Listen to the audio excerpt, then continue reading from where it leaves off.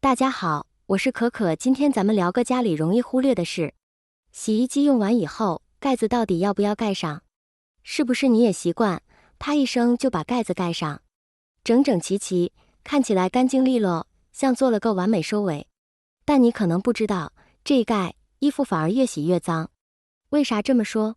洗衣机刚洗完，里面水汽特别重，你一盖上，就等于封住了湿气，就像给它盖了个热蒸笼。温暖、潮湿又密闭，细菌和霉菌直接开 party。时间一长，内桶、胶圈、排水口都发霉。你以为在洗衣服，其实是在回收细菌。那到底该怎么办？正确做法是，洗完后别急着盖，打开盖子，敞口通风6-7小时，最好让它彻底干透后再合上。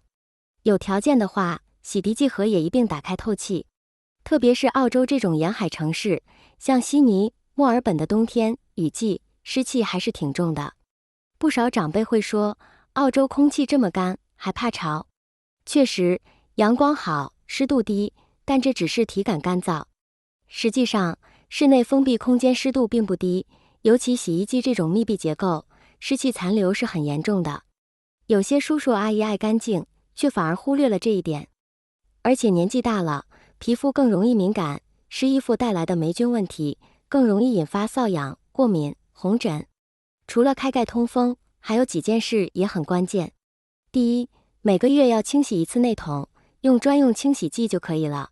第二，过滤网和排水口2周就要清理一次。